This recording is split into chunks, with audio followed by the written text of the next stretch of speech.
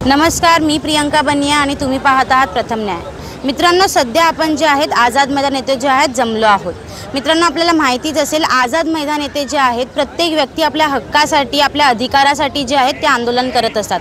तसेच जे आहेत काही शेतकरी जे आहेत ते आमरण उपोषणावरती जे आहेत बसलेले आहेत। सध्या जे आहे वातावरण जे आहे एवढं तापलेलं आहे, तसेच एवढं जे ऊन आहे त्या उन्हात सुद्धा जे आहेत हे शेतकरी जे आहेत ते आंदोलनावरती बसलेले आहेत। तसेच तुम्हाला सांगू इच्छिते की सध्या जे महायुतीचे जे सरकार होतं त्यांनी जे आहे शेतकऱ्यांना एक आश्वासन दिलं होतं की ते जे आहेत शेतकऱ्यांचं जे कर्जमुक्ती आहे ते करतील, परंतु हे आश्वासन जे आहे त्यांनी फक्त आश्वासन ठेवलं। ह्याच्यामध्ये जे आहेत काही निर्णय त्यांनी घेतला नसून आत्ताचे जे GR निघाले त्यामध्ये सुद्धा जे आहे शेतकऱ्यांना जे आहे एक दिलासा दिलेला नाही आहे। कुठे ना कुठे शेतकऱ्यांवरती जो आहे अत्याचार होत आहे। त्याचसाठी जे आहे हे शेतकरी जे आहेत उपोषणावरती बसलेले आहेत। चला त्यांच्याशीच नेमका मुद्दा काय आहे हे जाणून घेऊया। सर, तुमचं नाव? माझं नाव भाऊसाहेब नारायण पवार। तुम्ही आज जे आहेत आझाद मैदानावरती जे आहेत आंदोलन करत आहेत, नेमका मुद्दा काय आहे तुमच्या आंदोलनाचा? आमच्या आंदोलनाचा मुद्दा आहे की शेतकरी व्यवसाय हा अत्यंत अडचणीत आलेला आहे आणि याबद्दल शासनाला वारंवार शेतकऱ्यांची निवेदनं जात आहेत। अशा परिस्थितीत 2024च्या विधानसभा निवडणुकीमध्ये भाजप महायुती पक्षाने जनतेला शेतकऱ्यांना असं आश्वासन दिलेलं आहे की आम्ही जर सत्तेवर आलो तर तुमची कर्जमाफी करू आणि त्याचा परिणाम शेतकरी वर्ग मोठा आहे। त्याचा परिणाम महायुती पक्ष सत्तेमध्ये मोठ्या ताकदीनिशी आलेला आहे। आता यानंतर जे काही चाललेलं आहे त्याच्यामध्ये सरकार आता 2 अधिवेशन झाली, पहिलं नागपूर झालं, आता मुंबईत झालं, परंतु कोणत्याही अधिवेशनात सरकारने शेतकऱ्यांच्या कर्जमाफीची घोषणा केलेली नाही, दुर्लक्ष केलेलं आहे। आणि काल जे देवेंद्र फडणवीस यांनी विधानसभेत सांगितलं ते सगळं शेतकऱ्यांची फसवणूक करणारी गोष्ट सांगितली। तुम्हाला प्रोत्साहन अनुदान देऊ, अमकं देऊ, थकबाकीदारांना पुढे देऊ, म्हणजे ही फसवणुकीची भाषा आहे। त्या शेतकरी हे सरकार शेतकऱ्यांची कर्जमुक्ती करण्याच्या परिस्थितीमध्ये नाही, त्याची मनस्थिती तशी नाही आणि म्हणून आता आम्ही या ठिकाणी आंदोलनाला बसलेलो आहोत।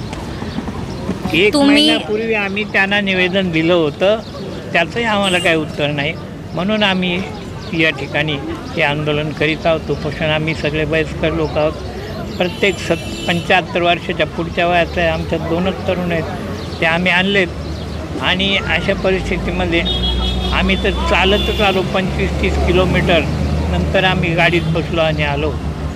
आता या ठिकाणी आमची काही कदर केली जात नाही। आम्ही सांगतो आम्हाला मंत्र्याची भेट द्या, ते म्हणतात मुख्यमंत्र्याची भेट होणार नाही, तरी आम्ही बसलेलो आहोत। आता पुढे काय होईल, पण आम्ही जोपर्यंत कर्जमुक्ती होत नाही तोपर्यंत आम्ही या ठिकाणी आंदोलन चालू ठेवू आणि सरकारच्या विरोधात एक मोठं आंदोलन जर सरकारने कर्जमुक्ती केली नाही तर मोठं जनआंदोलन शेतकऱ्यांच्या वतीनं या महाराष्ट्रात निर्माण होईल आणि मग सरकारला कळेल की जनता काय असते ते। तुम्ही आत्तापर्यंत जे आहे प्रशासनाला किती जे पत्रव्यवहार केलेले आहेत?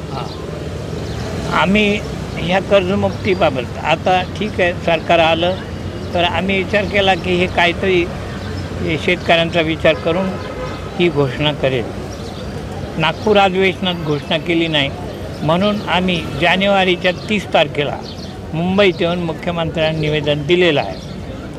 आता जानेवारी गेली, फेब्रुवारी गेली आणि मार्च चालू आहे, याबाबत सरकार काही विचार करीत नाही, म्हणून आम्ही या ठिकाणी हे आंदोलन करीत आहोत। तुमचं असं म्हणणं आहे की कुठे ना कुठे जे आहे ते महायुती सरकारने जे आहे ते लोकांचा फायदा उचलला आहे सत्तेत येण्यासाठी? हां, केवळ सत्तेत येण्यासाठीच त्यांनी अशी घोषणा केली, शेतकऱ्यांची फसवणूक केली, शेतकऱ्यांची मतं घेतली आणि ते महायुतीमध्ये त्यांचं सरकार सत्तेवर आलेलं आहे।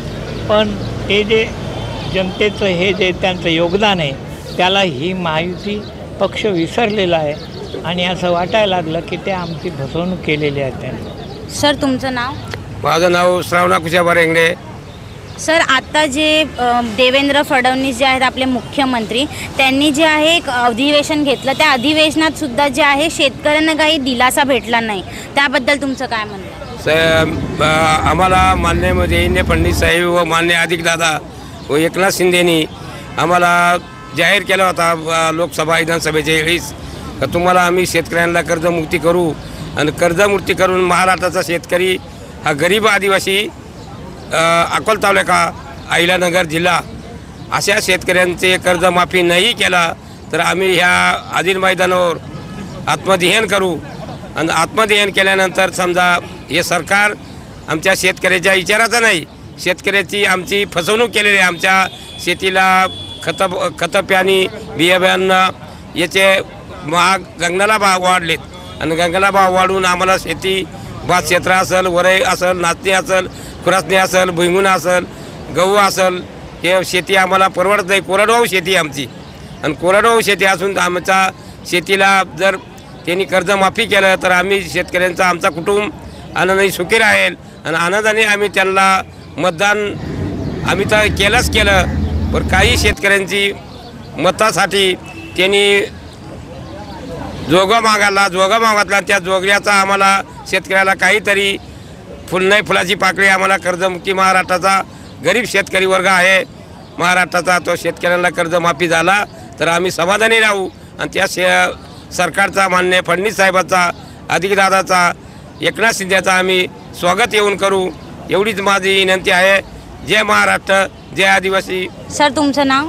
साहेबराव रामजी चिटकारे. कुठे ना कुठे जे शेतकरी असतात ते जीवनदान देतात, पण आज तुमच्यावरती जे आहे ते अत्याचार होत आहेत, याबद्दल तुमचं काय म्हणणं आहे? याबद्दल आम्ही अति दुर्गम भागात राहतो. जादा पाऊस होतो आमच्याकडे. पाऊस जादा झाल्यामुळे शेती वाहून जाते. शेती आम्हाला परवडत नाही करणे, त्यामुळं शेतकरी अतिशय अडचणीत आलेला आहे. पण यात शेतकऱ्यांवरती जे आहे कुठे ना कुठे जे ते दुर्लक्ष केलं जात आहे.